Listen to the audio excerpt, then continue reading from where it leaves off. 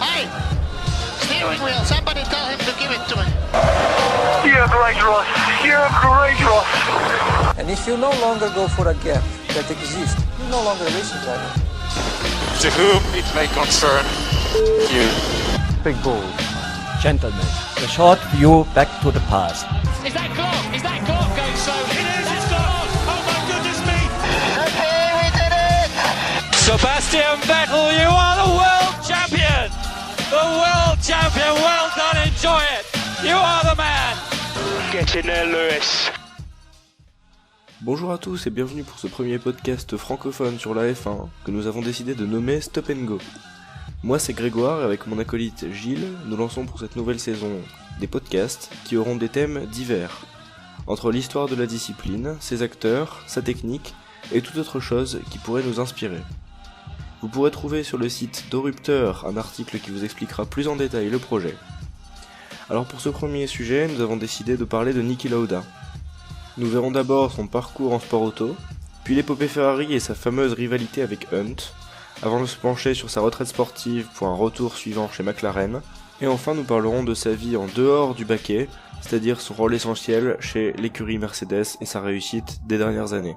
Assez parlé, il est maintenant temps de vous faire écouter ce premier podcast. Andreas Nikolaus Lauda, plus connu sous le nom de Niki Lauda, un patronyme gravé en lettres d'or dans les annales de la F1 et qui évoque aujourd'hui l'une des plus belles pages de la discipline reine. Mais l'histoire aurait pu en décider autrement. Issu de la grande bourgeoisie autrichienne, Lauda évolue dans un milieu privilégié. Sa famille, dont la réputation n'est plus à faire dans les faubourgs de Vienne, dispose de moyens financiers conséquents, un avantage certain quand il s'agit de financer une passion naissante pour le sport automobile. L'Autrichien devra toutefois composer avec une fin de non-recevoir de la part de sa famille, farouchement opposée à cette voie professionnelle. Têtu comme pas deux, le futur triple champion du monde de Formule 1 ne s'en laissera pas abattre. Il va avoir recours à tous les stratagèmes possibles et imaginables pour parvenir à ses fins, à savoir vivre de sa passion. Vivant de petits métiers pour financer ses débuts en compétition, Niki Lauda use aussi de son patronyme célèbre pour contracter des prêts de plus en plus importants auprès des banques autrichiennes. À force d'obstination, il parvient à décrocher un volant en Formule 3 en 1970, des débuts anonymes, voire complètement transparents, qui lui permettent quand même de monter en Formule 2 l'année suivante et de se voir confier le volant d'une March avec laquelle il obtiendra un premier podium à Rouen. Les ruses de Lauda auprès des banques portent vraiment leurs fruits en 1972, lorsqu'une institution financière accepte de financer sa carrière en Formule 1 pendant 5 ans contre un plantureux sponsoring.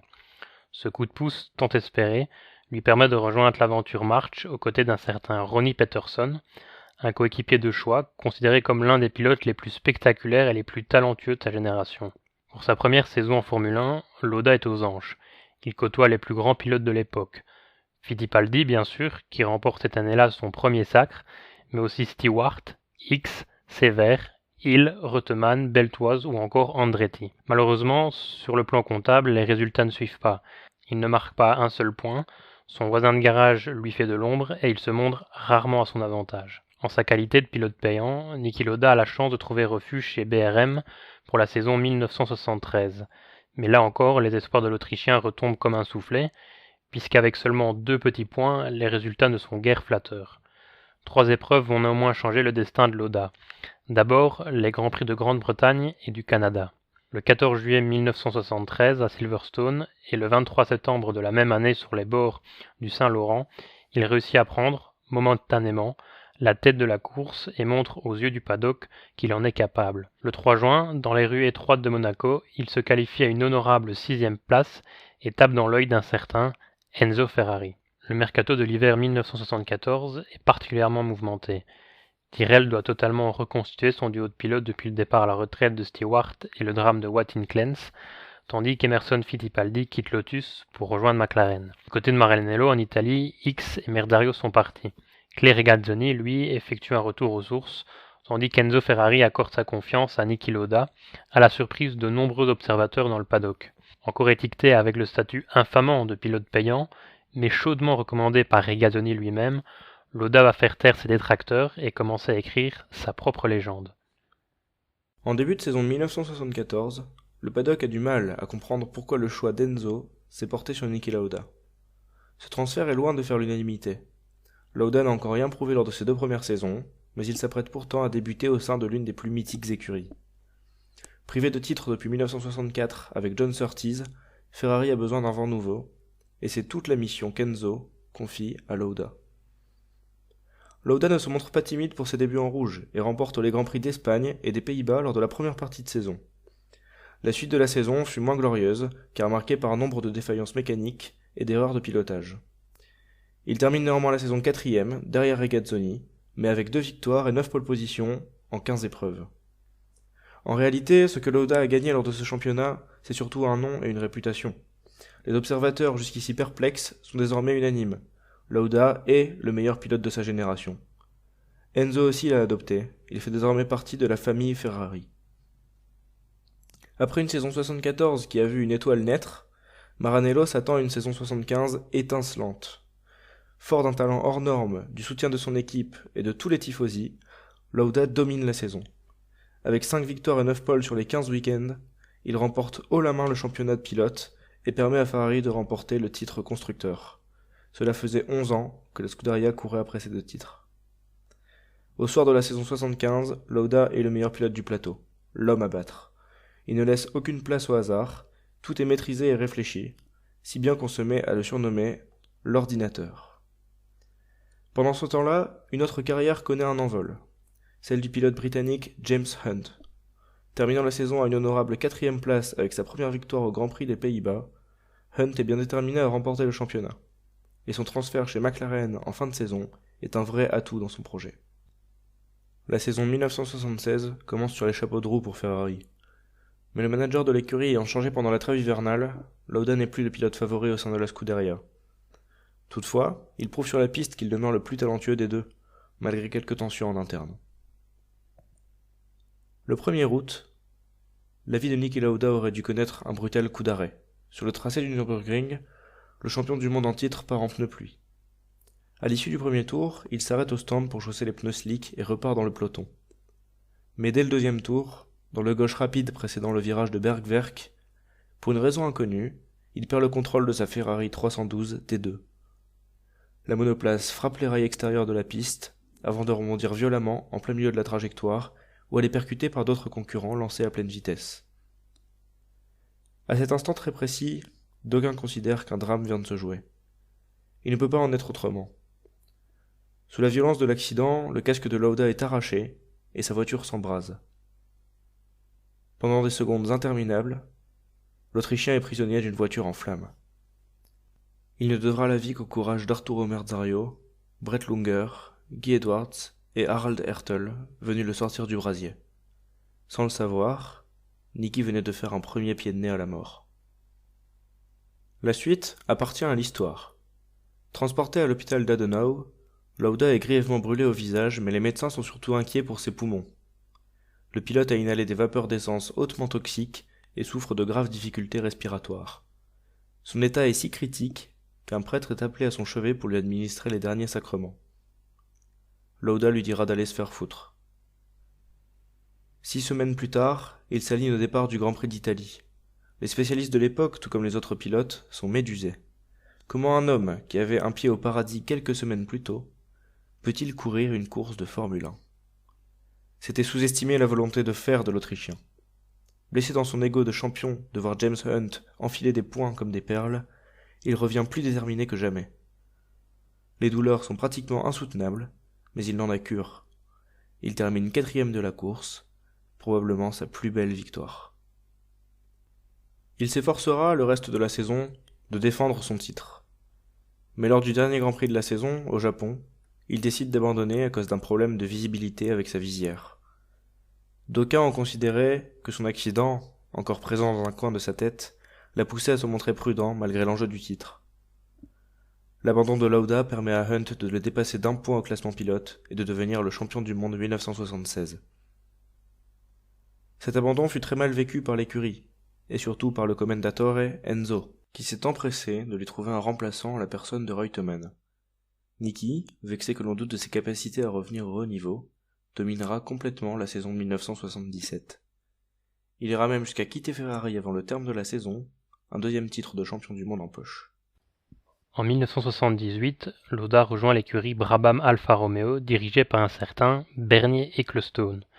Malgré 2 victoires, dont une en Suède avec la fameuse Brabham BT46B Brabham Ventilateur, déclarée d'ailleurs dans la foulée non conforme, Lauda n'est pas en mesure de conserver son titre et termine 4e du championnat.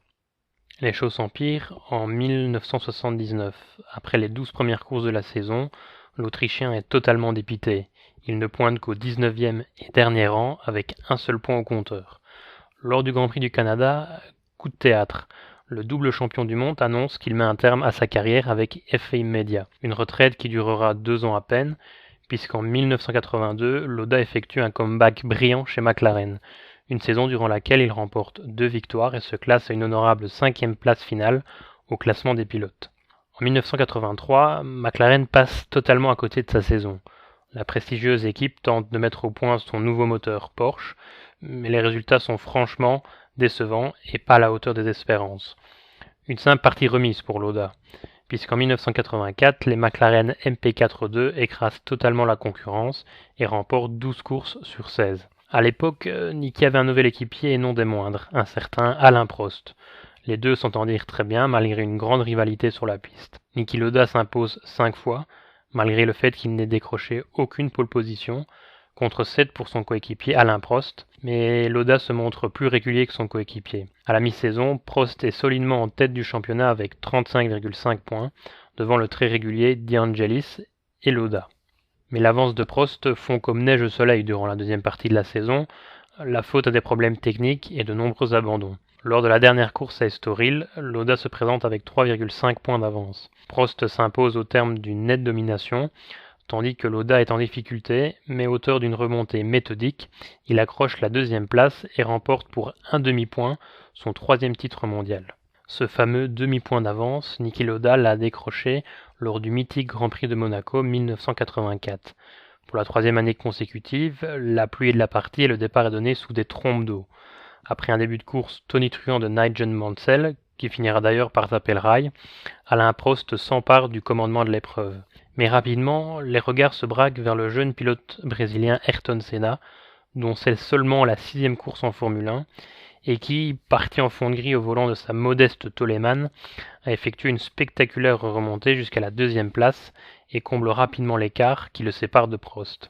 Mais à l'issue du 31e tour, et alors que Senna est revenu sur les talons du pilote français, Jacques X, alors directeur de course, prend la décision controversée d'arrêter l'épreuve au drapeau rouge pour raison de sécurité. En conséquence, seule la moitié des points sont attribués pour ce Grand Prix de Monaco, et c'est ainsi que Niki Lauda décrochera les fameux 0,5 points d'avance, suffisant pour décrocher une 3e couronne mondiale. Pour la petite histoire, X sera démis de ses fonctions de directeur de course à la suite de cette décision controversée. En 1985, le déclin de Lauda est amorcé. Souvent très malchanceux et également démotivé, il effectue une saison plus discrète ponctuée d'une seule victoire à Zandvoort, avant d'annoncer sa retraite définitive. Au crépuscule de sa carrière, Lauda peut se targuer d'avoir remporté 25 victoires, signé 24 pole positions et être monté sur 54 podiums. Au total, en 171 Grands Prix, l'Autrichien aura piloté pour 5 constructeurs, aura essayé 21 monoplaces différentes et aura connu 13 coéquipiers différents. En 2012, Niki Lauda fut nommé président non exécutif de Mercedes. Le début d'une nouvelle ère de domination de la Formule 1. En effet, avec l'aide de Ross Brawn qui rejoindra Mercedes l'année suivante, Lauda convaincra Lewis Hamilton de rejoindre l'écurie allemande. Le Britannique le confiera lui-même, « S'il n'avait pas eu cet appel, je ne serais qu'une fois champion du monde aujourd'hui. » Ajoutez à cela les venues de Toto Wolff et Paddy Lowe, et vous avez le quatuor gagnant qui a fait de Mercedes l'écurie si dominatrice que l'on connaît. Wolff, Lowe, Lauda et Hamilton. Niki était un atout de choix. Il savait parler à la FIA, aux autres écuries et à ses pilotes. Il fut notamment très utile lors des tensions entre Nico Rosberg et Lewis Hamilton. C'était un personnage qui savait parler, qui négociait comme personne, et qui avait une multitude de contacts tous plus utiles les uns que les autres au sein du paddock. Son rôle n'a jamais été défini précisément, mais on peut facilement se douter que nombre de décisions importantes lui étaient soumises, et que sa parole n'était jamais négligée dans l'écurie. En contact permanent avec Lewis, il lui apporta de précieux conseils, et l'aida à devenir un grand champion de la Formule 1, comme il le fut une quarantaine d'années auparavant. Niki était si dévoué pour son sport qu'il alla même jusqu'à se rendre à l'usine de Brackley en personne plusieurs fois pour s'assurer que les revendications techniques de son protégé soient mises en place. Quand il fut absent du garage allemand lors des 8 derniers mois de sa vie, Hamilton, Toto et lui continuèrent de se contacter quotidiennement. Le 20 mai 2019, peu avant le Grand Prix de Monaco, Niki Lauda nous a quittés à l'âge de 70 ans. Miraculé de la F1, il laisse derrière lui l'image d'un pilote dont la détermination n'avait d'égal que son talent. Sa soif insatiable de victoire était un modèle de combativité. Niki Lauda était un valeureux chevalier, l'icône d'une époque où il n'y avait pas de marge d'erreur. Une époque aussi où quand les feux s'éteignaient, c'était peut-être pour la dernière fois. En cela, le parcours et le courage de ce seigneur de la course forcent le respect et l'admiration. Travailleur acharné, Lauda était un amoureux de la course automobile. C'était un raceur, un vrai, un pur. Un passionné pour qui les pilotes de Formule 1 se devaient d'être les gladiateurs des temps modernes. Méthodique, metteur au point, minutieux dans les moindres détails, l'ordinateur était devenu au fil du temps une inspiration pour toute une génération de pilotes. Sa persévérance et son mental à toute épreuve, qui lui ont permis de bâtir sa légende, sont encore aujourd'hui considérés comme un modèle du genre. Depuis 2013, Niki Lauda était le directeur non exécutif de l'écurie Mercedes, dont il était devenu une figure de proue avec Toto Wolff. Discret, son implication était pourtant totale. Il avait le respect et l'écoute de tous au sein de l'équipe. Cette dernière ne s'en cachait d'ailleurs pas. Lauda faisait partie intégrante des innombrables succès accumulés ces 6 dernières années. Parce qu'il a été l'un de ceux qui ont risqué leur vie pour tutoyer les sommets, dans une prise de risque qui dépasse aujourd'hui l'entendement, il savait mieux que quiconque comment doit se diriger une équipe de course. Sur le plan personnel, Niki Lauda était l'homme de tous les superlatifs. D'une intelligence rare, il disposait aussi d'une capacité de résilience hors du commun. Figure respectée par ses pairs, Lauda n'était pas du genre à se perdre en conjectures. Son franc-parler, si délicieux dans un paddock trop souvent polissé, pouvait parfois ressembler à de la froideur. C'était en réalité de la sincérité. Capable de pondre des réponses imparables à ses interlocuteurs, il avait toujours l'œil rieur, une malice qui faisait tellement de bien avoir.